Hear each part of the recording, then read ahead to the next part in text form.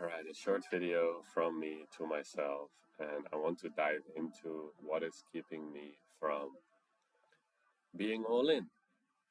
To actually investigate, like, what is keeping you from fully devoting yourself, fully giving yourself to something.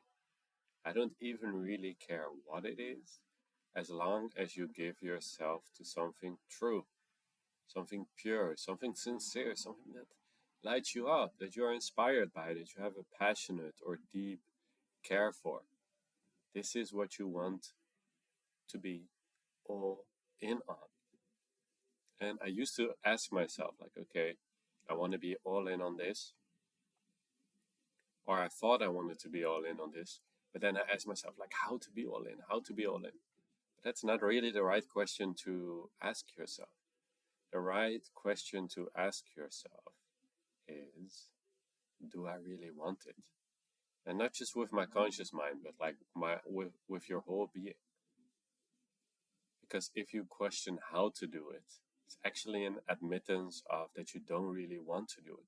Because if you really want it, that door into all-inness will open. Just the purity of your desire will open up that gateway for you.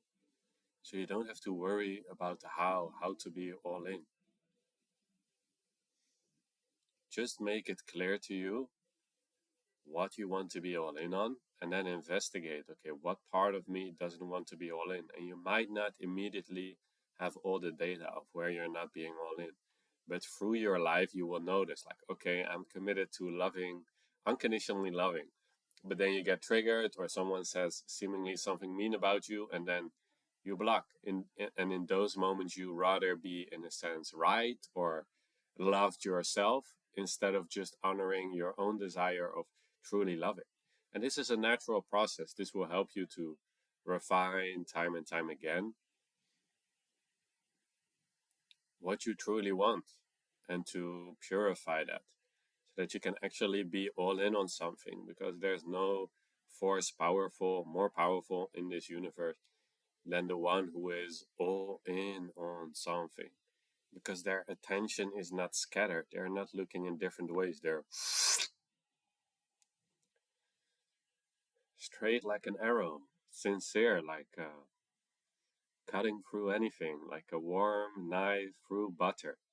Anything that isn't aligned with what they are all in on, what they are devoted to, what their axis, their North Star, their true intent, they're fully devoted to that. Even if they unconsciously lose the attention, then whenever they focus their attention again, this is why it's important to learn to discipline your attention and rest it back again on, like, this is my true desire.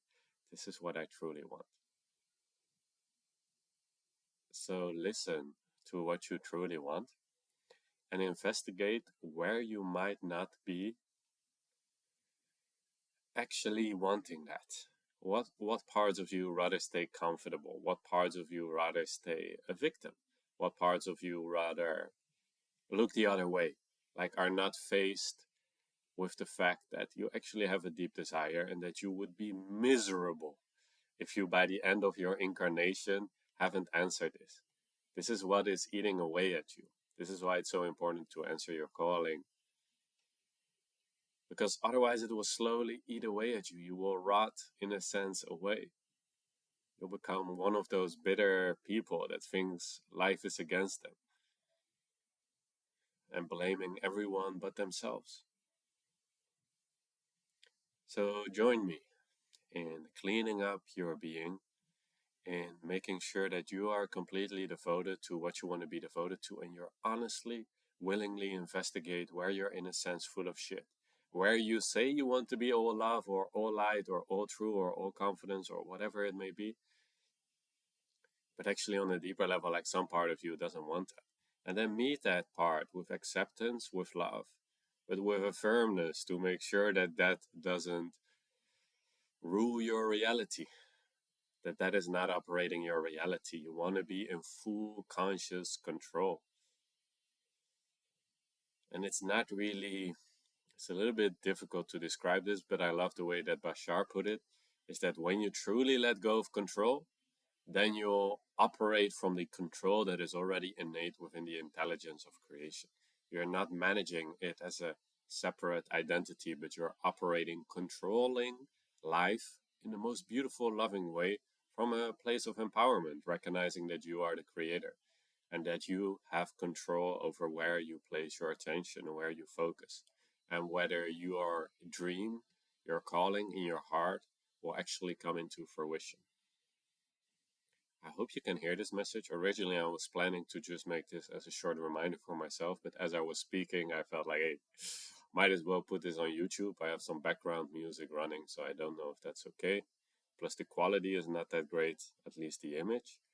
But who cares when the point or the message is clear? Let that be more important than anything. Don't shoot the messenger or the format of the message. Honor the message as a reflection of your own heart calling back to you. Like, hey, let's get clear what we want to be all in on, what we're already all in on before incarnating here. And let's make sure I'm honoring that. I'm all in on that so that I don't waste this incarnation and that you fulfill all of your dreams.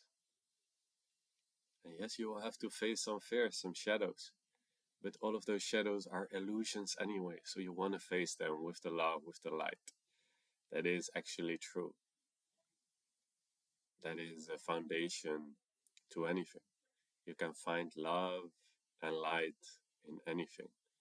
Even the darkness is illuminated by the light. That's why we can see it. And all of it, even the most horrible circumstances that you can conjure up, are birthed out of love, out of the creation's oneness and desire to express itself. As always, no matter what, stay true.